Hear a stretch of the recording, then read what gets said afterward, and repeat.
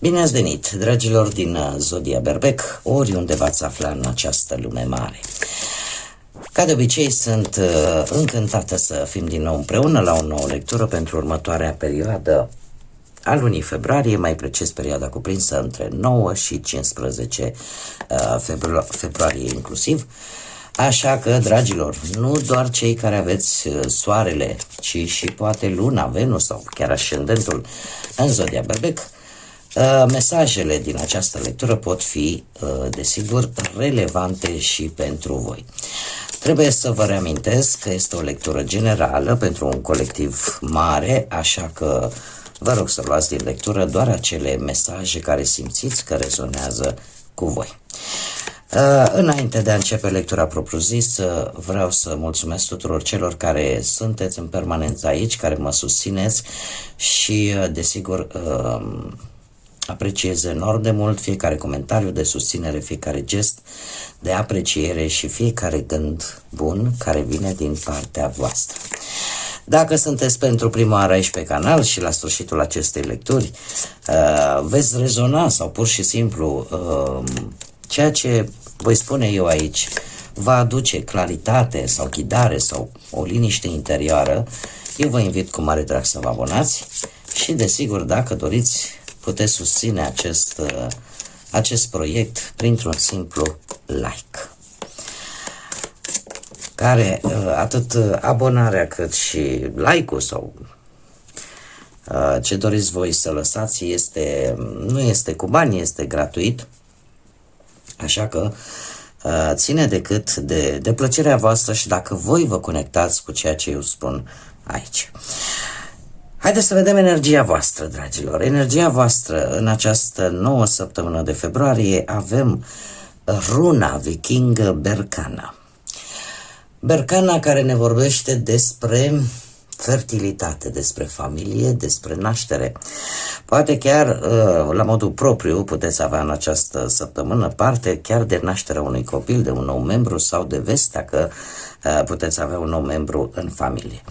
Dar așa, per general, pentru toată lumea, această arcană sugerează foarte mult, poate o idee nouă, poate o vindecare, poate vă simțiți mult mai vitali, mult mai emoționali sau pur și simplu sunteți într-o fază în care în sfârșit parcă vă revine acea energie pozitivă. Cred că cel mai important pentru unii dintre voi nu e doar acea idee nouă. E posibil ca și un proiect nou să apară în viața voastră, dar un proiect care să vă aducă speranță, care să vă aducă optimism, care să vă ridice un pic moralul. Ceea ce zic eu nu este deloc rău. Nu se pierde energia masculină nici în această săptămână și eu aș spune că ori sunteți mult mai abili în a comunica cu ceilalți, ori că veți ști să vă manifestați anumite emoții, anumite sentimente prin intermediul creativității, nu știu. Mai ales că avem, nu, pentru cei care celebrează Sfântul Valentin pe 14 și care se include în această nouă săptămână de februarie, cumva se schimbă un pic energia. Și eu zic că nu este rău deloc să se schimbe, pentru că oricum voi că am fost vitregiți în ultima perioadă. Dar haideți să vedem ce ne spune și tarotul și ce vine pentru dragii mei din... E un mic blocaj. Ce vine pentru dragii mei din Berbec în săptămâna 9 până pe 15 februarie? Să vedem.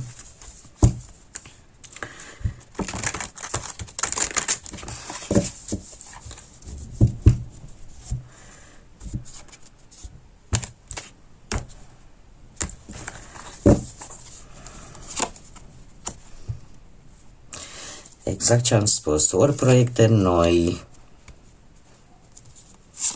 Știți ce se întâmplă? Într-adevăr, trebuie să fiți un pic atenți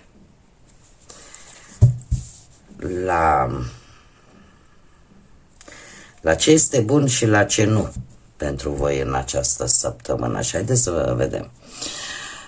Situația prezentă, situația actuală, avem un paș de monede.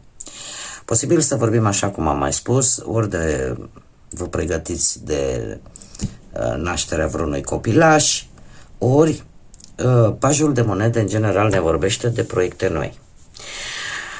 Faptul că îți dai seama că trebuie să obții anumite informații necesare legate poate, nu știu, de un caz anume sau de niște studii sau de niște cursuri sau pur și simplu, indiferent de ce domeniu al vieții vorbim, trebuie să obțineți niște informații importante, necesare pentru a putea acționa sau pentru a putea ști cum să acționați. De asemenea, acest paș de monede ne vorbește posibil de un nou început, poate la nivel profesional, sau vreți să cereți, nu știu, dacă vorbim de bănuți, sunteți hotărâți, domnule, trebuie să cer niște bănuți în plus pentru munca pe care eu o fac. Da? Cert este că, indiferent de ce am vorbit, lucrurile cumva trebuie planificate, lucrurile trebuie un pic puse la punct. De asemenea, pașul de monede, la fel ca și în general monedele și mai ales ce face parte din suita regală, ne vorbește totuși de răbdare. Și știu că o să-mi ziceți, cât ne mai ziceți, Doamnă, de răbdare, că tot ne spuneți. Să știți că cu răbdarea trecem marea. Și nu cer eu, o spun cărțile. Este o săptămână în care lucrurile au șansa să se schimbe. Lucrurile au șansa să se schimbe și o să vedeți că nimic nu este pierdut.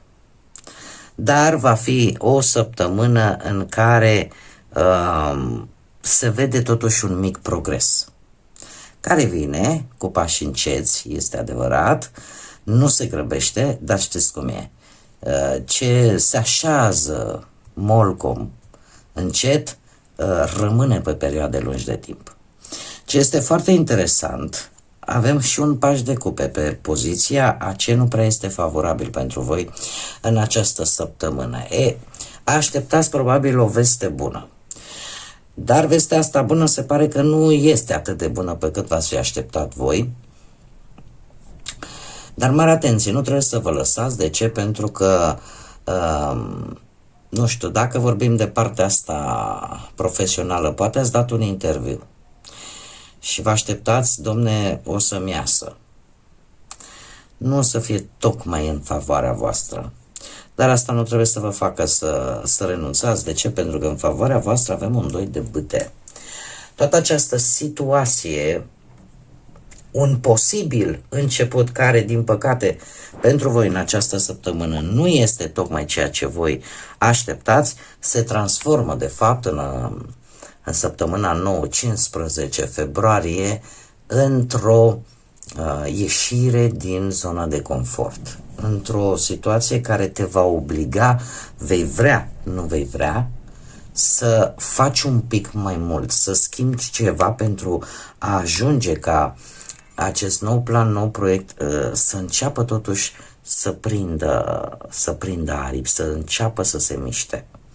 Așa că nu o luați neapărat ca pe o, cum să spun eu, ca pe un eșec total, de aici nu mai ies. La voi nu cred eu că există, nu se poate în vocabularul vostru, cel puțin din ce ne spune energia berbecului.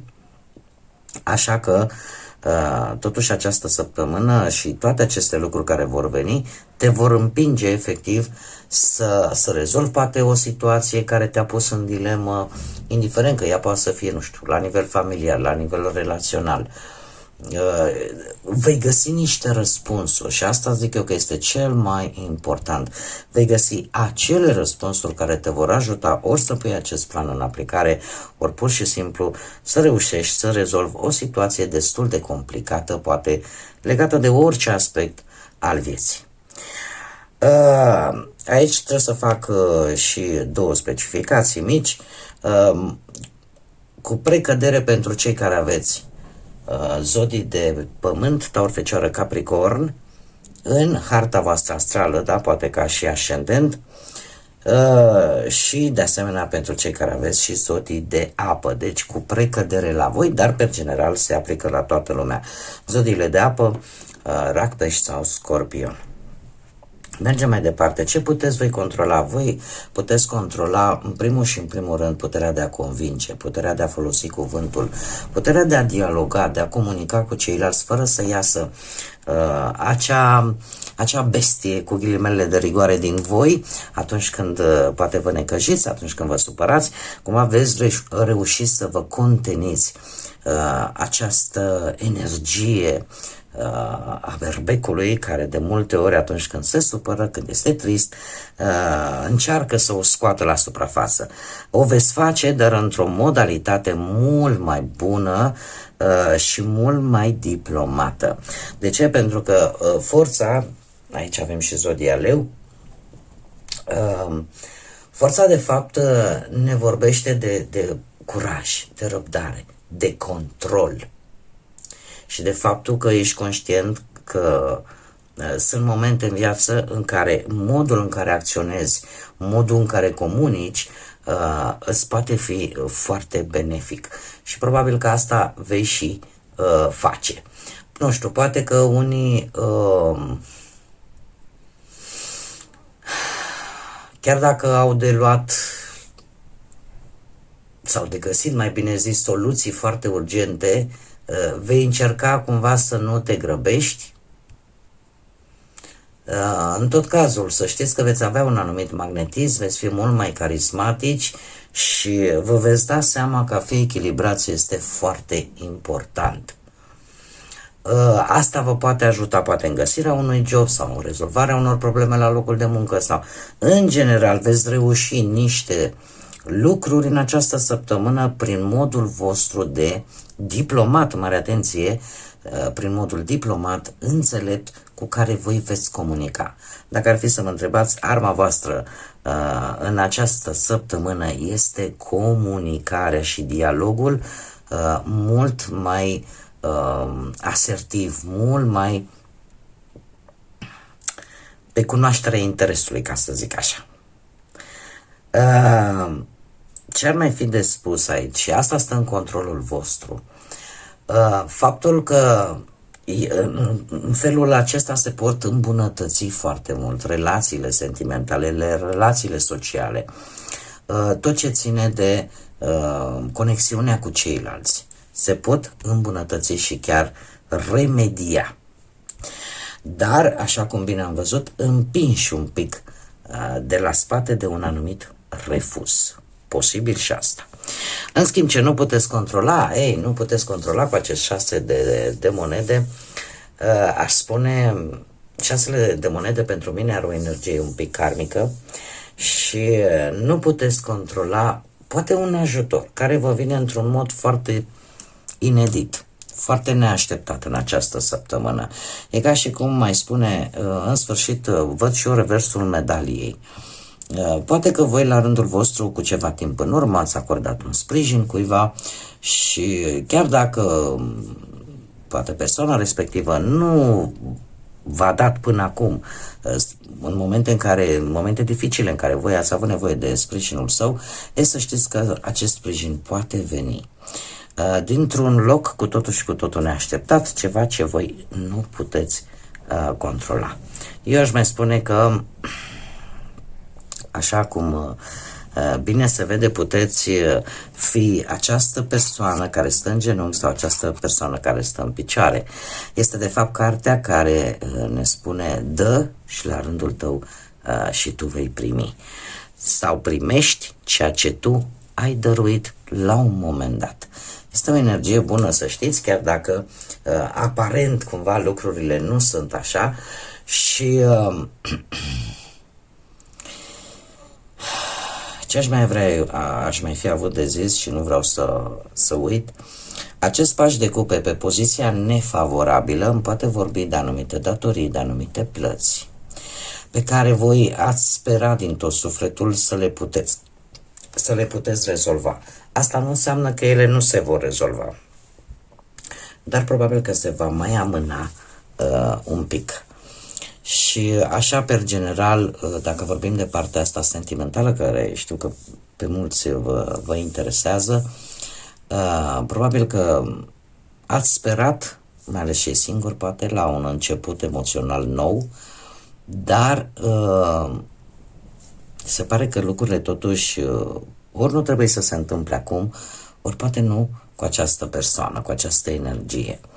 Cert este că s-a încercat, poate din partea voastră, din partea chiar și a celelalte persoane, din câte văd eu, s-a încercat mai mult din partea voastră la o conexiune foarte profundă, doar că această posibilitate, din păcate, nu e tocmai în favoarea voastră în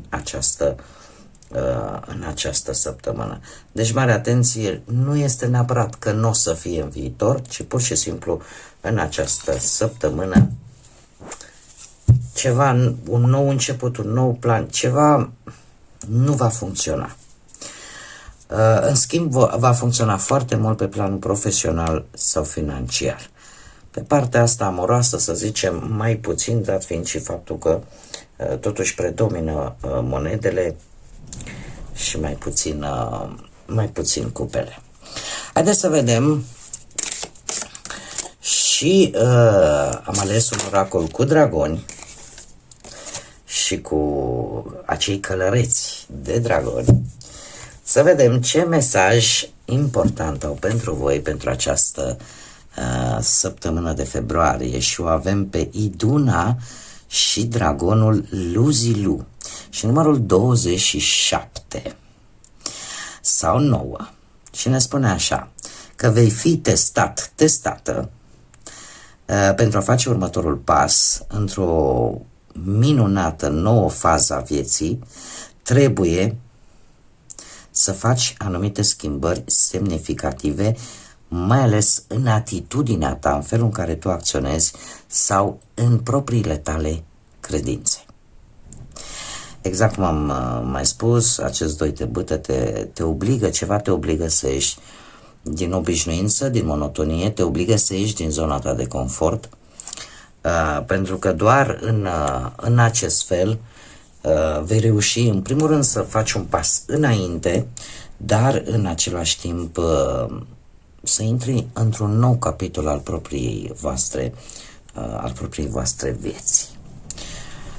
Ce vreau să spun vis-a-vis de număr, avem 27 sau numărul 9, care de fapt simbolizează pregătirea pentru un nou început. Este numărul 9, aș spune că este, cum să zic eu,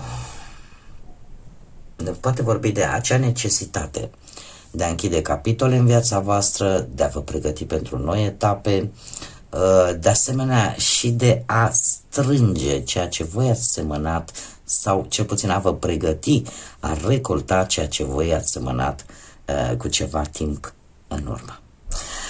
Bun, dragii mei, cam atât am avut pentru voi, pentru această nouă săptămână de februarie.